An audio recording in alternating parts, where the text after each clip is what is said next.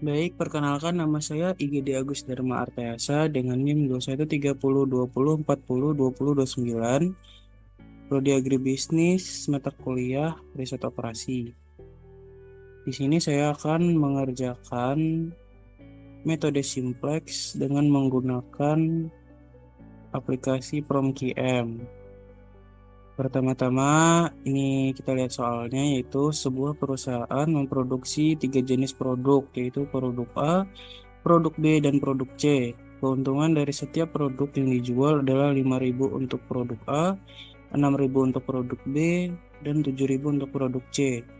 Bahan baku yang digunakan untuk memproduksi ketiga produk tersebut adalah bahan baku X, bahan baku Y, dan bahan baku Z. Kebutuhan bahan baku untuk setiap produk adalah sebagai berikut. Untuk produk A, 2 unit bahan baku X, 1 unit bahan baku Y, dan 3 unit bahan baku Z.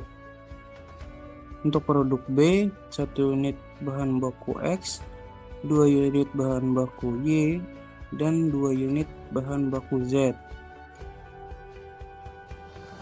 Untuk produk C, 3 unit bahan baku X, 1 unit bahan baku Y, dan 1 unit bahan baku Z.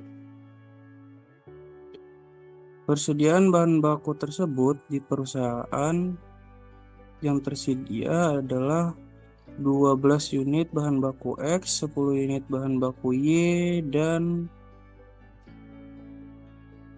18 unit bahan baku Z. Tentukan jumlah produksi masing-masing produk yang harus dilakukan oleh perusahaan untuk memaksimalkan keuntungan dengan memperhatikan batasan persediaan bahan baku yang ada. Pertama-tama kita ubah dulu menjadi dari soal cerita ini. Kita buat dulu modul matematikanya, yaitu fungsi tujuannya yaitu 5.000 produk A, 6.000 produk B, dan 7.000 produk C. Kita ubah di sini jadi 5.000 X1 plus 6.000 X2 plus 7.000 X3. Untuk bahan bakunya itu fungsi kendalanya yaitu fungsi kendala bahan baku X yaitu 2x1 plus 2 1x2 dan 3x3 kurang dari sama dengan 12 karena bahan yang tersedia di perusahaan hanya 12 unit untuk bahan baku X terbatas, berarti kurang dari sama dengan. Untuk fungsi kendala bahan baku Y yaitu 1x1, kita tulis x1 saja, plus 2 unit 2x2 plus 1 unit, kita tulis x3 saja, kurang dari 10 karena bahan baku yang tersedia hanya 10. Untuk fungsi kenalan bahan baku Z yaitu 3x1 plus 2x2 dan 1x3. Kita tulis lagi di sini x3. Kurang dari sama dengan 18 unit di perusahaan ini. Lalu tentukan jumlah produksi masing-masing produk yang harus dilakukan oleh perusahaan untuk memaksimalkan keuntungan. Jadi X1, X2, X3 dari fungsi tujuan ini adalah harus lebih dari sama dengan 0. Karena untuk memaksimalkan keuntungan yaitu mencari Z maksimum. Kita lanjut ke aplikasinya. Pertama-tama kita buka dulu modul. Oh, ini dulu. Modul, lalu masuk programming, terus new. Ya, kita masuk ke dalam ini, terus titelnya ke judulnya kita ubah menjadi, tulis saja program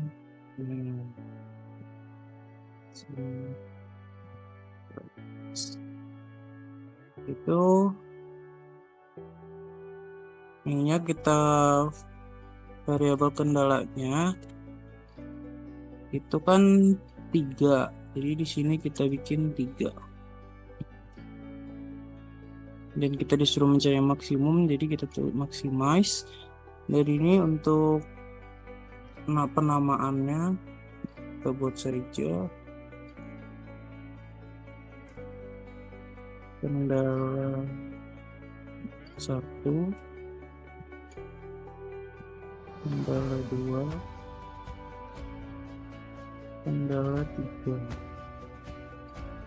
Kita klik OK.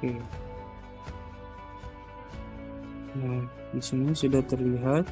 Lalu kita masukkan angkanya. Itu untuk fungsi tujuannya itu tadi 5.000, 6.000, dan 7.000. Di sini 5.000, 6.000, dan 7.000.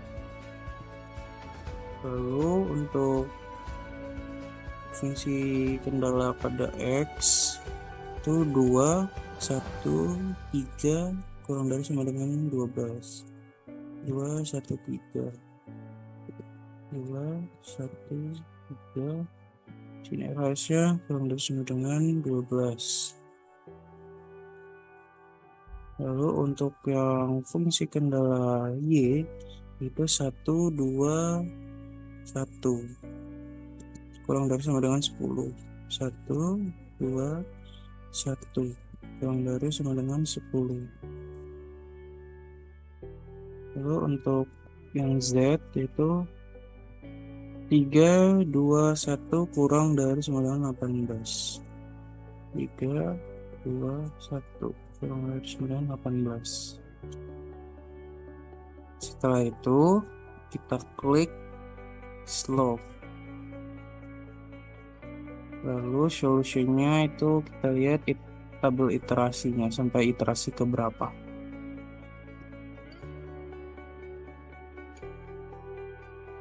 Nah, di sini terlihat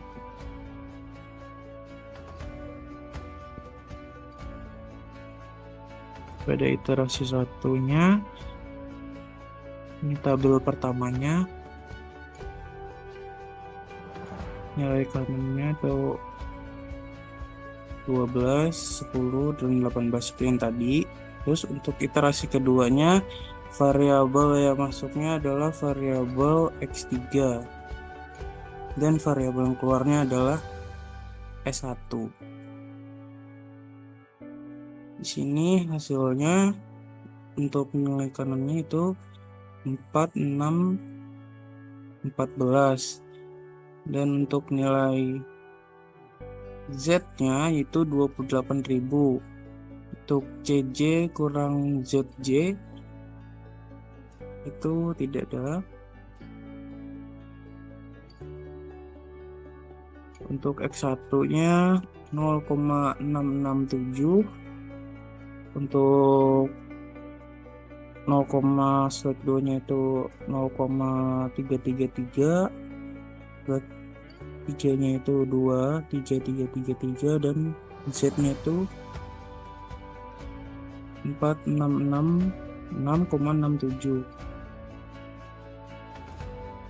Buat untuk variabel X2 itu 0,333, 1,6667 sekian. Ini untuk Z-nya.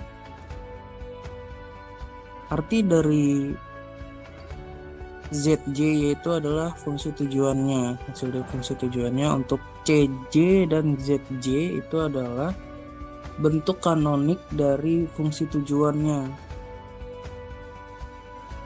Nah, di sini kemudian pada iterasi ketiga itu variabel yang masuk adalah X2 dan variabel yang keluar adalah select 2.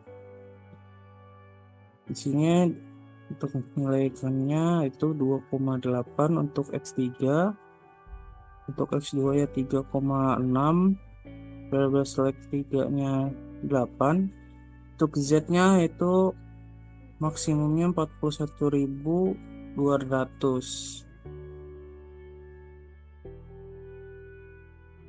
Bisa juga kita lihat di sini bahwa di sini pada soal tadi itu iterasinya sampai pada iterasi ketiga.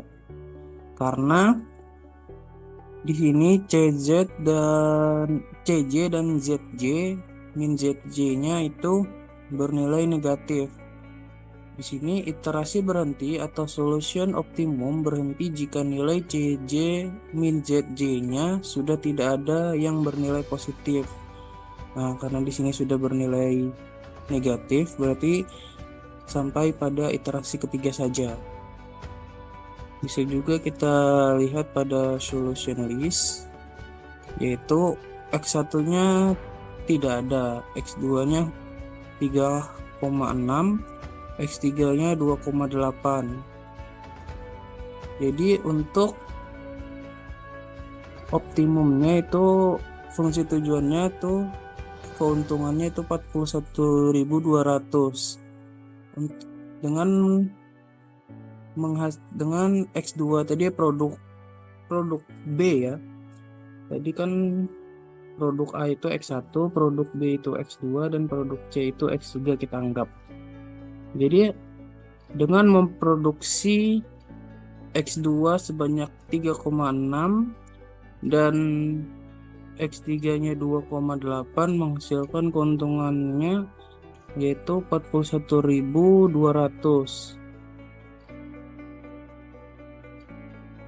Ini untuk hasilnya. Bisa juga kita seperti ini.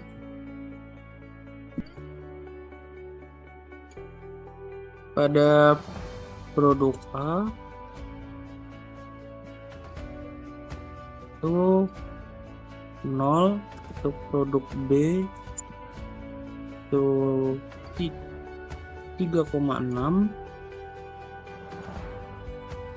memproduksi 3,6, dan itu produk C memproduksi 2,8.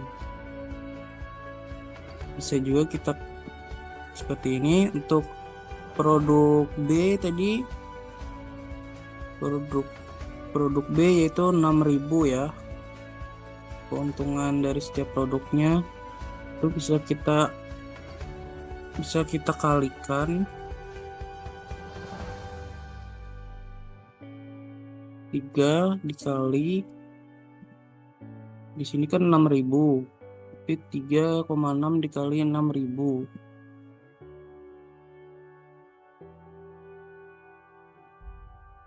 sama dengan 3,6 dikali 6.000 itu hasilnya 21.600. Lalu untuk produk B kita kali dengan untuk 2,8 itu ada produk C, yaitu di sini 7.000 untuk produk C.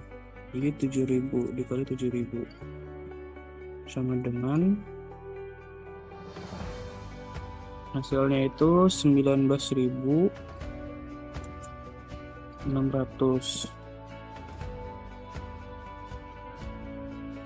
Maka hasil dari produk produk B ditambah produk C hasilnya adalah 41.200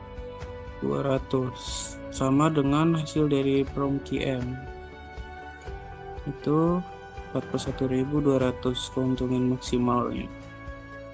Tuh, jumlah produksi masing-masing dilakukan oleh perusahaan untuk memaksimalkan keuntungan. Memaksimalkan keuntungannya yaitu dengan memproduksi produk B 3,6 dan produksi 2,8 menghasilkan keuntungan sebesar 41.200. Sekian yang dapat saya sampaikan. Mohon maaf jika ada kesalahan kata. Sekian, terima kasih.